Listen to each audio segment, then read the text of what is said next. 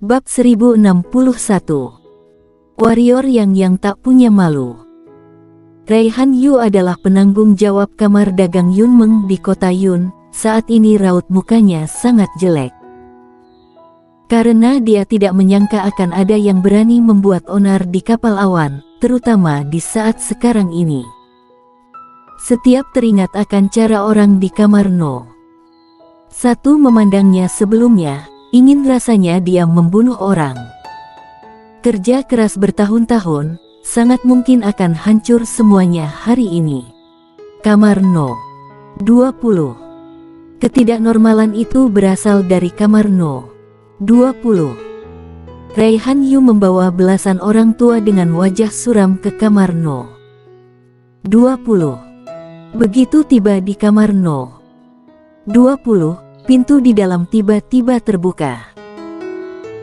Kemudian, seorang pria berbaju biru bergegas keluar.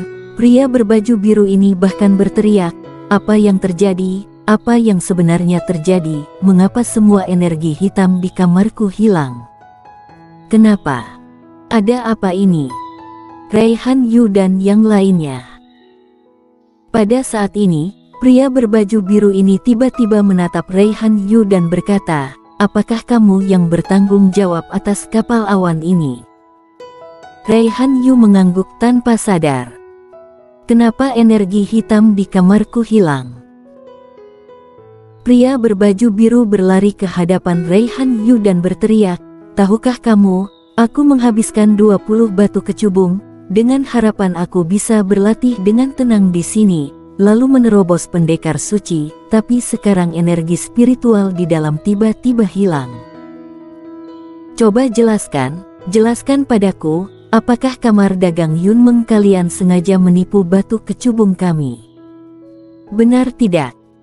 Karena kejadian tak terduga itu, banyak orang di dalam kamar keluar dan mendengar apa yang dikatakan pria berbaju biru.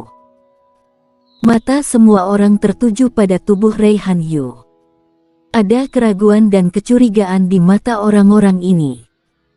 Melihat tatapan semua orang di sekitarnya, wajah Han Yu berkedut.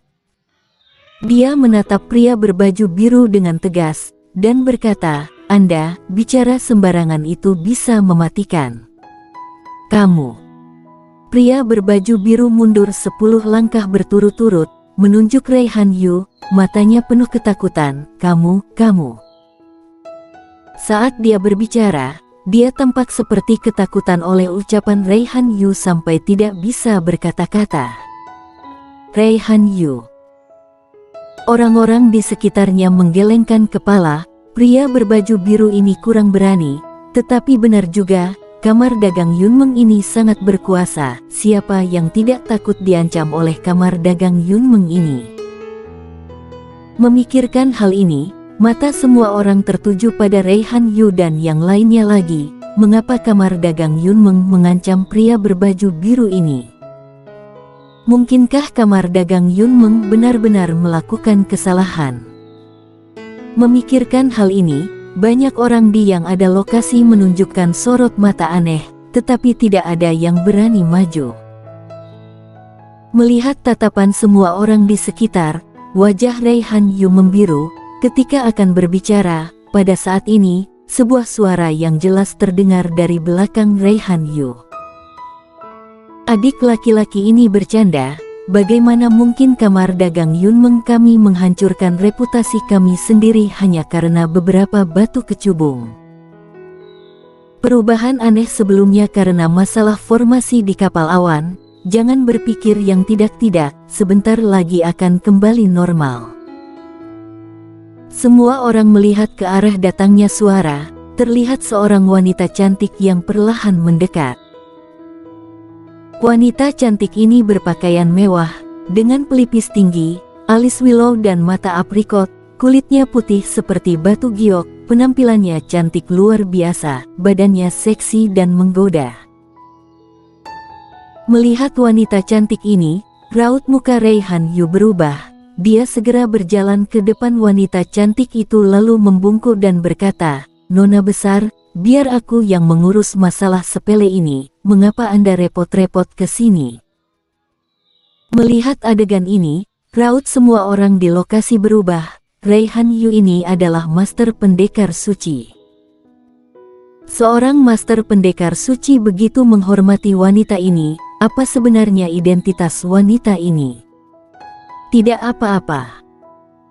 Wanita cantik itu berjalan perlahan ke hadapan pria berbaju biru dan berkata, "Perubahan dimulai dari kamar Anda. Sepertinya, mungkin ada masalah dengan formasi di kamar Anda. Bisakah membiarkan kami masuk dan memeriksanya?" Pria berbaju biru tiba-tiba menunjuk Raihan Yu yang ada di samping dan berkata, "Dia baru saja mengancamku."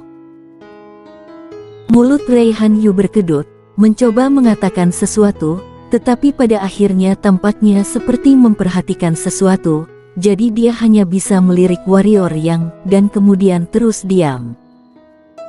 Kata-kata penanggung jawab Yu sedikit tidak pantas, itu salahnya. Saat berbicara, wanita cantik menjentikkan jarinya, lalu 5 batu kecubung jatuh di depan warrior yang. "Ini untuk permintaan maaf, anggap saja masalah ini sudah berlalu, bagaimana?" Pria berbaju biru segera menyingkirkan batu kecubung itu, lalu tersenyum dan berkata, "Kakak sopan sekali. Ini hanya masalah kecil. Apakah aku tipe orang yang suka memaksa?" Semua orang. Bibir Raihan Yu berkedut kencang hingga hampir kram. Wanita cantik melirik pria berbaju biru, mengangguk kecil, dan hendak masuk ke dalam kamar, tetapi tiba-tiba, dia berhenti lagi, lalu berbalik untuk melihat semua orang di sekitar, dan berkata, "Semuanya, kredibilitas kamar dagang Yunmeng kami, kalian semua seharusnya paham, jangankan ratusan batu kecubung, bahkan puluhan ribu batu kecubung pun tidak mungkin membuat kamar dagang Yunmeng kami melakukan hal yang tidak jujur. Ini hanya kesalahpahaman, nanti kami akan memulai kembali formasi, Anda semua bisa bubar." Semua orang mengangguk, dan setelah beberapa saat mereka lalu kembali ke kamar masing-masing. Wanita cantik berbalik dan melirik pria berbaju biru, lalu masuk ke dalam kamar. Begitu memasuki kamar, Irene An langsung menyambut. Irene An melirik wanita cantik itu, lalu berjalan menuju pria berbaju biru. Tentu saja pria berbaju biru itu adalah warrior yang.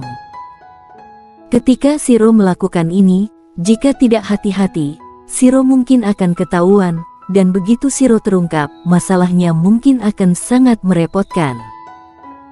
Tidak ada cara lain, dia hanya bisa melakukan ini. Wanita cantik melirik Irene An, lalu melirik ke sekeliling, lalu akhirnya dia menatap Raihan Yu. Raihan Yu menggelengkan kepalanya sedikit. Tatapan wanita cantik jatuh pada warrior yang dan Irene An lagi. Setelah beberapa saat, dia berkata, "Memang ada yang salah dengan formasi, sehingga menyebabkan energi spiritual bocor. Kami akan mengumpulkan ulang energi, semoga perjalanan Anda berdua menyenangkan." Setelah selesai, dia berbalik dan pergi.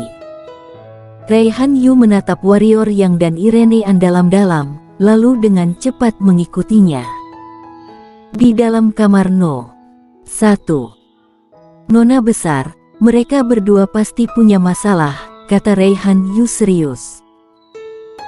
Wanita cantik itu merenung cukup lama, lalu berkata, "Energi spiritual di setiap kamar di kapal awan bisa bertahan sekitar 3 tahun. Kedua orang itu setengah suci dan tidak bisa menyerap begitu banyak energi spiritual. Bahkan jika itu pendekar suci, masih ada penghalang dari formasi, mereka juga tidak akan dapat menyerap seluruh energi spiritual kapal awan dengan mudah. Maka hanya ada satu penjelasan yang tersisa, apakah kedua orang itu punya benda asing, atau makhluk suci." Sampai di sini, wanita cantik itu terdiam sebentar lalu lanjut berkata, "Sudah diselidiki asal-usul kedua orang ini dari Kingsu," kata Raihan Yu. "Kingsu?" Wanita cantik itu mengangguk kecil dan berkata, mulai kembali formasi pengumpul Reiki. Adapun dua orang itu, perhatikan mereka terlebih dahulu. Meskipun Kadin tidak kekurangan beberapa batu kristal ini, tapi juga tidak boleh dipermainkan sesuka hati. Paham? Raihan Yu mengangguk, lalu berbalik dan pergi. Dalam kamar No. 20. Begitu wanita cantik dan yang lainnya pergi, warrior yang tiba-tiba tersenyum getir, hampir saja terjadi masalah. Dia mengulurkan tangannya, dan di telapak tangannya, ada 10 batu kecubung. Inilah yang baru saja dimuntahkan Shiro, dan sejujurnya, dia sedikit ingin Shiro terus mengisapnya. Tentu saja tidak bisa seperti ini, jika terus dihisap pasti akan menjadi masalah besar. Pada saat ini, Shiro tiba-tiba muncul di depan dadanya. Dia melihat sekeliling, lalu membuka mulutnya lagi. Air muka Irenean langsung berubah dan dia dengan cepat mengulurkan tangan dan menutup mulut Shiro. Shiro mengerjapkan matanya dengan bingung. Irenean melepaskan tangannya, lalu mengusap kepala Shiro dengan ekspresi lembut di matanya. Warrior yang memeluk Shiro dan berkata, "Kelak, tanpa izinku, kamu tidak bisa menghisap sembarangan, apakah kamu mengerti?" Shiro menganggukkan kepala kecilnya, lalu menjulurkan cakar kecilnya untuk memeluk pipi warrior yang, lalu menggosok-gosoknya seperti macan tutul ungu. Warrior yang tersenyum dan berkata, "Kembalilah." Shiro menggelengkan kepalanya, lalu mengayunkan cakar kecilnya. Setelah beberapa saat, warrior yang mengerti apa yang dia maksud, di dalam ruang, macan tutul ungu sedang bersemedi, hanya ada dia sendiri, terlalu membosankan untuk berada di dalam. Jadi, dia tidak mau masuk. Warrior yang sedikit kesulitan, karena membawa si kecil ini mungkin akan menimbulkan masalah. Pada saat ini, Irenean tiba-tiba berkata, "Biarkan dia di luar."